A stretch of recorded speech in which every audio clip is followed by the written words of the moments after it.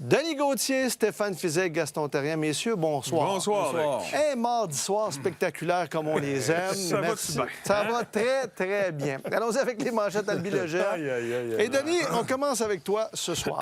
Oui, mais écoute, le Canadien ce soir a débuté le match à l'heure et pour un bon bout de temps. Puis je dis, c'est une équipe qui avait l'air plus reposée aujourd'hui.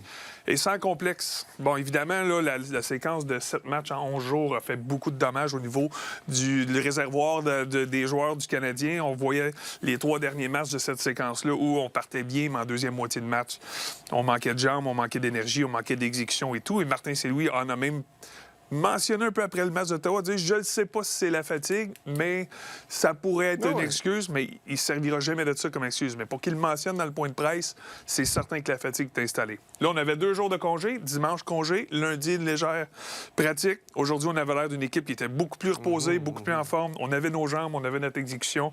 Pour 2 périodes, on a quand même dominé de façon quand même à l'aise, une des meilleures formations de la Ligue nationale. Et pour une équipe qui n'a pas battu le Wild en 9 ou 10 occasions, tu disais, bien évidemment, on a stoppé cette hémorragie-là. On a tenu cette équipe-là en bas de 20 tirs contre Daubèche ce soir, qui était peut-être une nécessité. Oui, mais ça, Stéphane, c'est une bonne chose. Puis on a profité du fait que cette équipe-là joue un deuxième match en 24 heures. Ce que le Canadien n'a pas fait souvent cette année. Seulement 2 victoires en pareilles circonstances cette année. Donc, excellente première manchette. Stéphane, à ton tour. Moi, j'y vais avec c'est payant quand on y va. Puis ce soir, on a vu le Canadien aller plus devant le filet et de s'installer devant le filet. Des fois, on voit les joueurs aller devant le filet, mais là, ils finissent en arrière de la ligne rouge ou sur le côté du filet. Ce soir, ils se sont installés là. Il y a 3 buts. Le but à Danault, le but à Carrier, qui a la belle déviation, mais qui avait encore quelqu'un qui faisait écran sur le gardien de but. Le but de Caulfield, que Danault, il faisait un écran encore devant le filet. Puis, les défenseurs, ce soir, ils ont décidé d'amener les lancers au filet aussi. Puis ils ont trouvé la ligne pour les amener au filet ce soir, les lancers. Ils ont quand même eu 33 lancers ce soir au filet, avec du trafic. Tu n'avais pas le choix, avec un gardien de la trempe de Wallstead, tu n'avais pas le choix de mettre du monde devant le filet pour lui obstruer la vue le plus possible. Il était très compact devant son filet, faisait bien le travail, mais comme tu disais, on a emmené beaucoup de lancers, finalement, sur le gardien adverse. Gaston, ta manchette ce soir. Bien, ma manchette, ça concerne Alexandre Carrier. Je dis, il n'est pas payé pour marquer, mais je peux te dire que dans les 5 derniers matchs, 4 buts, 3 passes, 7 points, il est plus 3. Je pense que c'est une carte cachée que le Canadien est bien content à ce temps-ci de l'année parce que c'est vrai que la fatigue est installée. Mais si d'autres peuvent marquer ou produire offensivement, il n'y a personne qui va refuser ça. Puis il a failli marquer. Il a frappé la barre horizontale. Autant Caulfield, c'est son ADN de marquer. Carrier, normalement, c'était peut-être pour remplacer David Savard, qui le fait très bien. Mais il y a des bons passes offensifs, puis des bons lancers au filet, lui aussi. Il y a beaucoup de vécu, d'expérience, ça paraît. Puis c'est une très bonne saison. On pensait qu'en début de saison, ça serait pour être difficile pour lui, parce qu'il y avait tellement les 3 autres devant lui. Mais là, il s'est rapplombé, il joue très bien, puis il amène de l'offensive. On a besoin de la production secondaire au niveau de la brigade défensive. Mais tu parlais de Cole Caulfield, puis on va remontrer le but en fin de troisième période. Non, mais on se disait, bon, ça va aller en prolongation. Caulfield va aller marquer à 3 contre 3. Finalement, le Canadien a marqué à force égale en fin de match. Là, on n'était pas en train de courir pour égaler la marque. Mais ça tournait pendant une vingtaine, trentaine de secondes, puis au final, bien... Et Caulfield de partout. Tu vois comment il est intelligent, Caulfield. C'est un marqueur né. Il a pas... C'est ça, il n'a pas resté dans le haut de la clave. Dans la clave, il s'est rapproché de Suzuki. Il savait qu'il allait pour recevoir une passe. Avec le lancer qu'il a, il a juste à frapper le filet. Quand tu as le genre de tir que Caulfield a, tu n'es pas obligé de rester autour du filet pour marquer.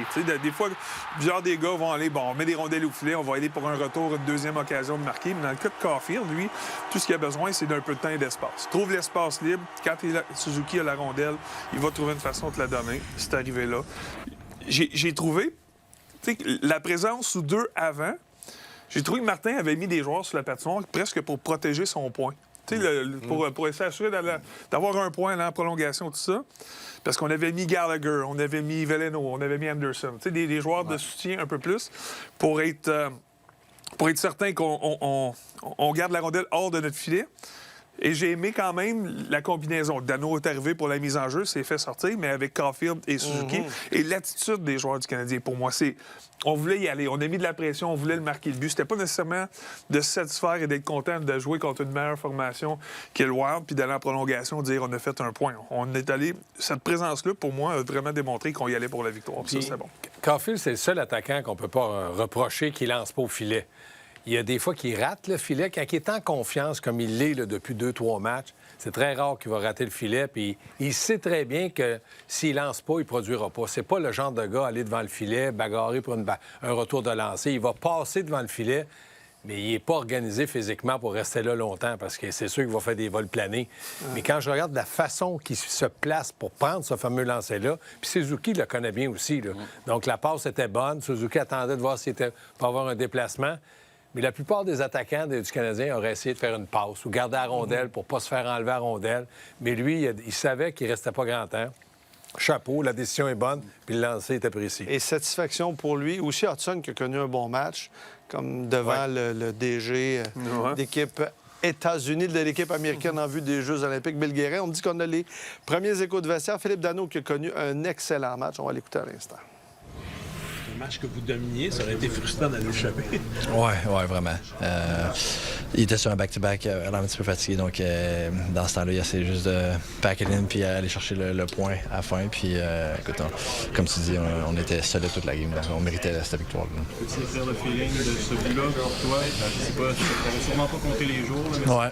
C'est 275 depuis le dernier. J'imagine que 275? Ouais. Ça enlève... T'es sûr? Ouais, depuis ton dernier but. Les playoffs, en playoffs? Ouais, en playoff. Ah ouais, ça fait beaucoup. Ben j'ai scoré un peu pendant l'été, ces goalers. C'est ça. Pas vrai, ça? Ça enlève un peu d'importance au chiffre. Non, c'est sûr, ça fait du bien. Écoute, pour moi, ma femme, écoute, à la maison, c'était pas facile non plus. Là.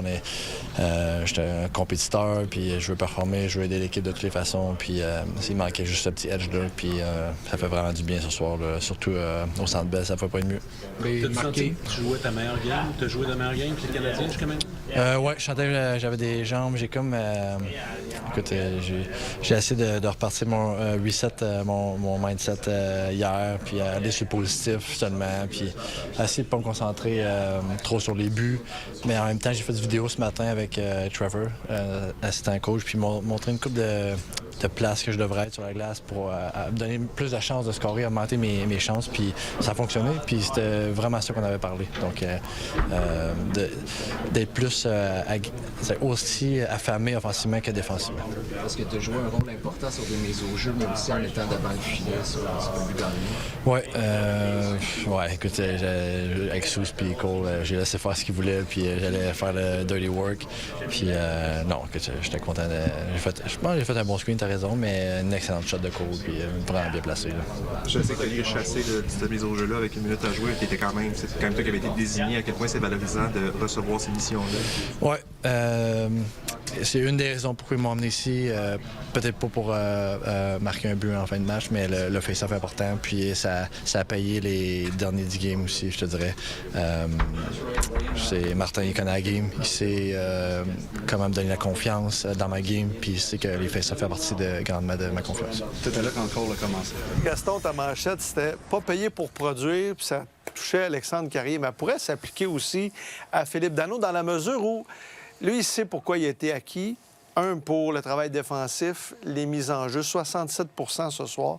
Termine avec une fiche de +3. Et c'est là, sur la glace à la fin du match, c'est pour la mise en jeu. Oui, c'est pour la mise en jeu, mais ça t'empêche pas, si tu peux produire, tu ne lances pas à côté. Non, c'est sûr. M'enlever les bras une fois, puis ça va être un content. Mais son but va lui faire du bien aussi. Mais il n'est pas dans le même rôle qu'il était quand il est arrivé avec le Canadien. Quand il jouait avec Gallagher, Tatar, il était à leurs apogées. C'était le meilleur trio du Canadien. Il complétait bien Tatar puis Gallagher. Un travaillait devant le filet, l'autre travaillait dans les coins de patineur. Lui était en défensive.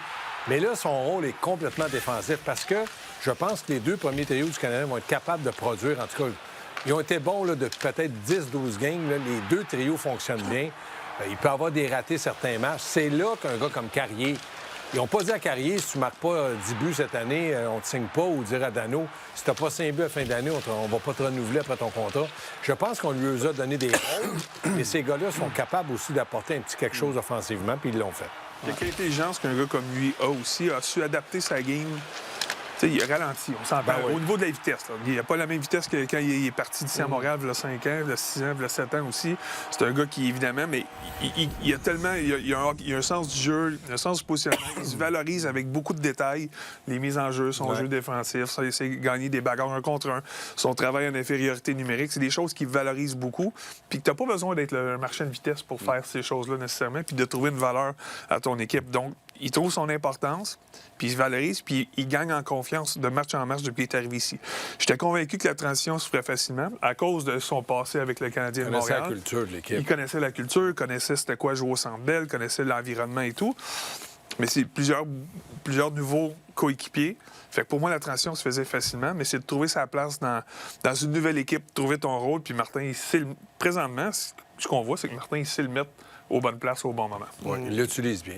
Il prend des mises en jeu vraiment importantes. Puis, il a toujours été reconnu pour être bon sur les mises en jeu. Fait que puis Martin l'utilise justement de cette façon-là. Puis, c'est son passé qui a marqué des buts quand il jouait avec Gallagher et tout ça. Puis, en dernier, oui, tu es là pour la mise en jeu, mais c'est un joueur intelligent quand même. Il sait où aller se placer quand même sur la patinoire. Fait qu'il savait que les deux autres, ils feraient tous les petits jeux, essayer d'amener la rondelle au filet. Ça en prend un devant le filet. Exact. Il a été faire sa job devant le filet. On a d'autres échos de vestiaire, messieurs. On va l'entendre à l'instant. Le marqueur du but gagnant, Cole Caulfield. Yeah, I think we obviously, I do think we deserve to win that game. Thought we outplayed them, but as long as we found a way, I think that was the biggest thing. And again, just a big 2 points tonight. They're a pretty good team, and I like the way we battled tonight. You speak of battle, maybe talk a bit about the battle to keep the puck in the zone that led to that goal. Yeah, happens all over the ice, all the time. Sorry. Just trying to get away from the trash can.